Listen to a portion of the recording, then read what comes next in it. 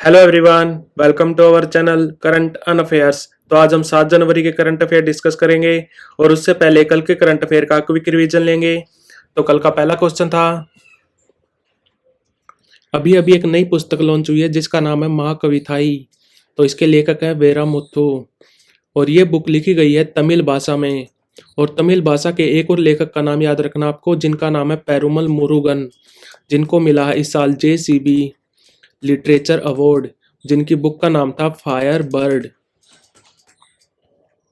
प्रधानमंत्री मोदी ने कोच्चि लक्षद्वीप द्वीप समूह सबमरीन ऑप्टिकल फाइबर कनेक्शन परियोजना का उद्घाटन किया। तो इस परियोजना की कुल लंबाई बतानी है आपको। तो लंबाई है इसकी 1868 किलोमीटर और ये ऑप्टिकल फाइबर कोच्चि को जोड़ेगी लक्षद्वीप के 11 आइलैंड से।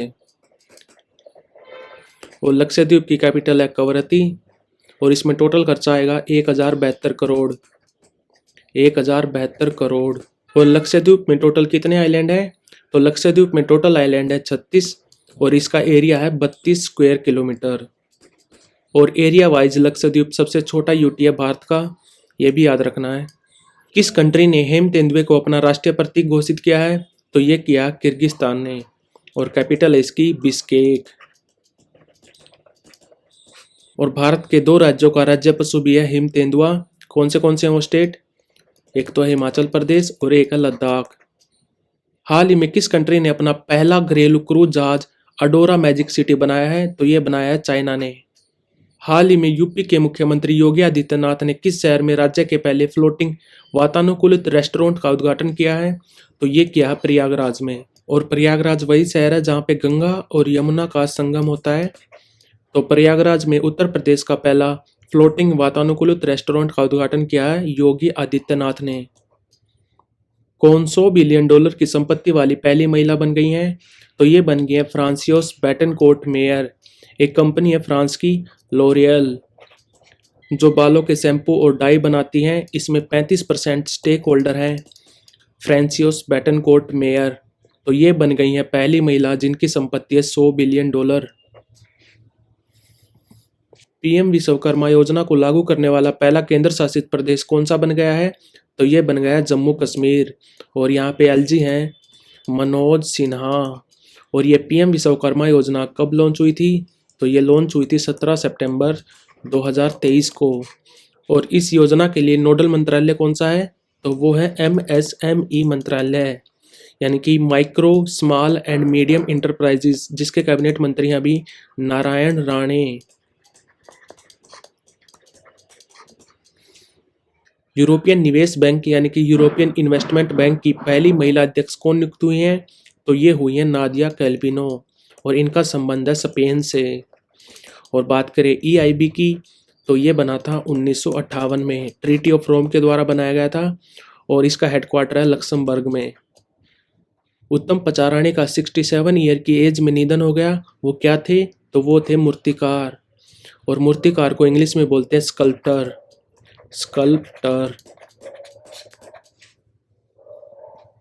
तो बढ़ते हैं आज की वीडियो की तरफ। आज का पहला क्वेश्चन है, हाल ही में किस कंट्री ने 1 जनवरी 2024 को ब्रिक्स की अध्यक्षता ग्रहण कर ली? तो आंसर है इसका रूस। और जो अभी ब्रिक्स की मीटिंग होगी, 16वीं मीटिंग कहाँ पे होगी? तो वो होगी कजान शहर में। कजान है रूस में।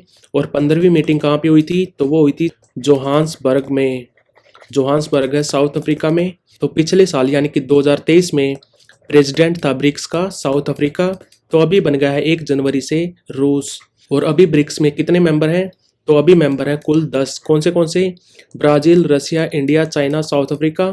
और 5 और कंट्री ऐड हुए हैं, सऊदी अरब, UAE, इजिप्ट, इथोपिया और ईरान। तो अभी टोटल 10 मेंबर हो गए हैं। और ब्रिक्स की पहली मीटिंग कब हुई थी? तो वो हुई थी 2009 में। कहाँ पे? रूस में। और अभी 16वीं मीटिंग भी होगी रूस में कजान शहर में। और इसकी अध्यक्षता कब से कब तक चलती है? तो ब्रिक्स की अध्यक्षता चलती है 1 जनवरी से लेकर नेक्स्ट ईयर 1 जनवरी तक। और बात करें हम G20 की, तो G20 की लास्ट मीटिंग यानी कि 18वीं मीटिंग कहाँ पे हुई थी? तो वो हुई थी नई दिल्ली में, यानी कि इंडिया में। और नेक्स्ट मीटिंग कब होगी? तो 19वीं मीटिंग होगी G20 की रियो डी जेनरियो में। रियो डी जेनरियो कहाँ पे है? ये है ब्राज़ील में। और G20 की अध्यक्षता कब से कब तक चलती है? तो वो चलती है 1 दिसंबर से नेक्स्ट ईयर 1 दिसंबर तक। बट ब्रिक्स की चलती है 1 जनवरी से लेकर 1 जनवरी तक। और अगर बात करें हम कोप की, यानी कि कॉन्फ्रेंस ऑफ पार्टीज, तो इसकी 28वीं मीटिंग हुई थी दुबई में। और 29वीं कहाँ पे होगी? तो वो होगी बाकू में, कैपिटल ऑफ अजरबैजान। और 30वीं मीटिंग होगी बोलम डो पारा। बोलम डो पारा कहाँ पे है ये है ब्राजील में। तो कोप 28 हुई थी दुबई में, कोप 29 होगी और कोप 30 होगी बोलेम डे पारा में, और ये है ब्राजील में। तो 1 जनवरी 2024 से ब्रिक्स की अध्यक्षता किसने ग्रहण की है? तो ये की है रूस ने। और इसकी 16वीं मीटिंग होगी कजान शहर में, कजान है रूस में। हाल ही में भारतीय न्याय संहिता की धारा 106(2) में हिट एंड रन सड़क दुर्घटना के मामले में अधिकतम कितने सालों का प्रावधान किया गया है? तो सबसे पहले तो आपको पता होना चाहिए आईपीसी, यानी कि इंडियन पिनल कोड, जो बना था 1860 में। इसको रिप्लेस कर दिया है, आईपीसी को रिप्लेस कर दिया भारतीय न्याय संहिता 2023 ने। और आईपीसी क्या बताता है? तो ये बताता है कि किस क्राइम के लिए क्या सजा होगी। और एक था सीआरपीसी, यानी कि क्रिमिनल प्रोसीजर कोड 1973, जो बताता था कि इन्वेस्टिगेशन कैसे होगी, इन्वेस्टिगेशन का प्रोसीजर कैसे होगा और कौन से रैंक का ऑफिसर उस इन्वेस्टिगेशन को करेगा। ये सब सीआरपीसी के अकॉर्डिंग होता है। पहले हिट एंड रन में सज़ा होती थी 2 साल, अब इसको बढ़ा दिया 10 साल के लिए। या तो 10 साल की सज़ा या 7 लाख रुपए जुर्माना, या तो 7 लाख रुपए जुर्माना या 10 साल की सज़ा, या दोनों भी हो सकते हैं। और भारत में हर साल 50,000 लोग मरते हैं हिट एंड रन से, हर साल। तो आंसर है इसका 10 साल। हाल ही में किस सुरक्षा बल ने शिकायत निवारण पोर्टल आवाम से आवाम के लिए लॉन्च किया? तो आवाम से आवाम के लिए पोर्टल लॉन्च किया है जम्मू कश्मीर पुलिस ने। और जम्मू कश्मीर पुलिस के डीजीपी कौन है अभी? तो वो है आर सवेन। और यहाँ पे जम्मू कश्मीर के एलजी कौन है? तो वो है मनोज सिन्हा। और जम्मू कश्मीर भारत का हिस्सा कब बना था? तो वो बना था 26 अक्टूबर 1947 को। और जम्मू कश्मीर यूटी कब बना था? तो वो बना था 30 अक्टूबर 2019 को। तो ये पोर्टल लॉन्च किया है आवाम से आवाम के लिए जम्मू कश्मीर पुलिस ने। इस पे शिकायतें दर्ज कर सकते हैं, फिर उनका त्वरित निवारण होगा। तो पोर्टल का नाम याद रखना आपको, आवाम से आवाम के लिए। हाल ही में कौन डिजिटल शेंगेन वीजा जारी करने वाला पहला यूरोपियन कंट्री बन गया है? तो ये बन गया फ्रांस। और फ्रांस की कैपिटल है पेरिस। और पेरिस में इस साल हो रहा है समर ओलंपिक्स 2024, जिसका थीम क्या है? तो थीम है इसका लिव टुगेदर प्ले टुगेदर। और मैस्कोट क्या है? मैस्कोट यानी कि शुभांकर क्या है? तो वो है फायरेगियन कैप। ये एक टोपी है जिसको फ्रेंच रिवॉल्यूशन में पहनते थे क्रांतिकारी, फैरगियन कैप। और ये शेंगेन वीज़ा क्या है? अगर आपके पास शेंगेन वीज़ा है तो आप 27 यूरोपियन कंट्री घूम सकते हैं। और ये है शेंगेन एरिया, जहाँ पे आप घूम सकते हैं अगर आपके पास शेंगेन वीज़ा है तो। और ये 27 कंट्री कौन सी हैं? यूरोपियन यूनियन में टोटल कंट्री हैं 27, उनमें से 23 कंट्री तो ये हैं शेंगेन एरिया में आती हैं जो। और प्लस में 4 कंट्री, 4 कौन सी? एक तो स्विट्जरलैंड, एक है नॉर्वे, एक है लाइंकनस्टाइन और एक है आइसलैंड। तो इन 27 कंट्रीज में घूम सकते हैं अगर आपके पास शेंगेन वीज़ा है। और शेंगेन वीज़ा को डिजिटल जारी करने वाला पहला यूरोपियन कंट्री बन गया फ्रांस। आत्मनिर्भर भारत उत्सव 2024 का उद्घाटन किस शहर में किया जाएगा? तो ये किया जाएगा नई दिल्ली में। और आत्मनिर्भर भारत कैंपेन कब स्टार्ट हुआ था? तो ये स्टार्ट हुआ था 12 मई 2020 को। तो आत्मनिर्भर भारत उत्सव 2024 का उद्घाटन होगा नई दिल्ली में। और ये आत्मनिर्भर भारत उत्सव कौन सा डिपार्टमेंट करवाता है? तो डिपार्टमेंट का नाम है DPIIT, यानी कि department for promotion of industry and internal trade, जो काम करता है हमारे मिनिस्ट्री ऑफ कॉमर्स के अंडर। और हमारे कॉमर्स मंत्री हैं पीयूष गोयल। और यहाँ पे एक अवार्ड भी दिए जाएंगे जिनको बोलते हैं one district one product award दिए जाएंगे, जिसमें कैटेगरी 1 में पहले नंबर पे रहा यूपी, यानी कि बड़े स्टेट्स में रहा यूपी पहले नंबर पे। और कैटेगरी 2 में उसमें रहा जम्मू कश्मीर पहले नंबर पर। और कैटेगरी 2 में छोटे राज्य और हिमालयन स्टेट आते हैं, तो इनमें रहा जम्मू कश्मीर पहले नंबर पर, और बड़े स्टेट्स में रहा यूपी पहले नंबर पर। और वन डिस्ट्रिक्ट वन प्रोडक्ट को लॉन्च करने वाला पहला स्टेट कौन सा था, तो वो भी था यूपी, साल था 2018।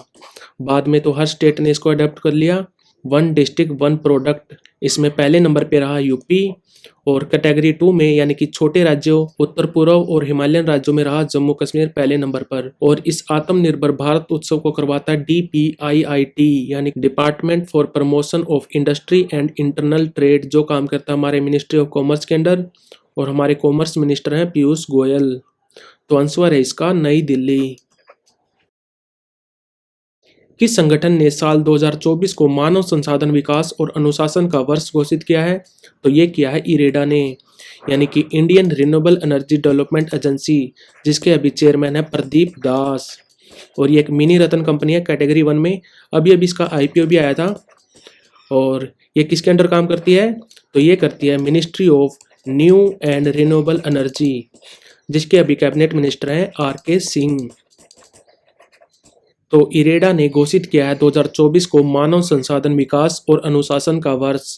और अगर बात करें UN की, तो UN ने साल 2024 को घोषित किया है इंटरनेशनल ईयर ऑफ कैमलिड्स, यानी कि ऊँटों का अंतर्राष्ट्रीय ईयर घोषित किया है 2024 को। 2025 का तो अभी तक बताया नहीं है, बट 2026 का घोषित किया है international year of rangelands and pastoralists, यानी कि चरवाहों का अंतर्राष्ट्रीय ईयर घोषित किया है 2026 को UN ने। तो आंसर है इसका इरेडा।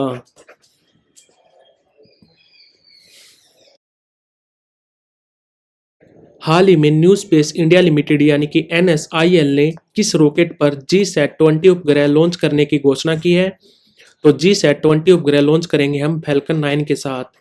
और फैल्कन 9 किस कंपनी का है, तो कंपनी का नाम है SpaceX। और ऐसा हम क्यों कर रहे हैं, क्योंकि GSAT-20 सैटेलाइट का वेट है 4700 किलो, कितना ज़्यादा वेट है। और जो भारत का सबसे ताकतवर रॉकेट है जिसका नाम है LVM-3, ये इसको नहीं उठा पाएगा क्योंकि वेट इतना ज़्यादा है, बट फैल्कन 9 इसको उठा सकता है क्योंकि इसकी कैपेसिटी है 8300 किलो। तो ये 8300 किलो तक के सैटेलाइट को उठा सकता है, तो इसलिए हम फैल्कन 9 का यूज करेंगे। और NSIL इसरो की आर्म है, यानी कि कमर्शियल आर्म है, यानी कि इसरो की एक शाखा है NSIL। और बात करें इसरो की, तो इसरो बना था 1969 में, अभी इसके 10th चेयरमैन है S सोमनाथ। तो आंसर है इसका फैल्कन 9। नौसेना स्टाफ यानी कि नेवी के उप प्रमुख कौन बन गए हैं, तो वो बन गए दिनेश के त्रिपाठी। और बात करें भारतीय नौसेना की, तो अभी हमारे CNS कौन है, यानी कि चीफ ऑफ नेवल स्टाफ है R हरि कुमार। और अभी हमारे CDS कौन है, यानी कि चीफ ऑफ डिफेंस स्टाफ कौन है, तो वो है अनिल चौहान।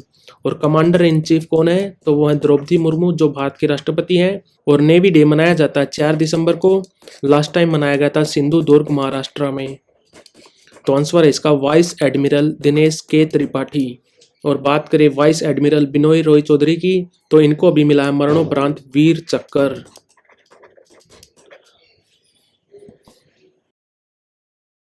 किस राज्य ने पहलवान खासाबा दादा साहेब जादव की जयंती को मनाने के लिए 15 जनवरी को राज्य खेल दिवस के रूप में मनाने की घोषणा की है, तो ये किया महाराष्ट्र ने।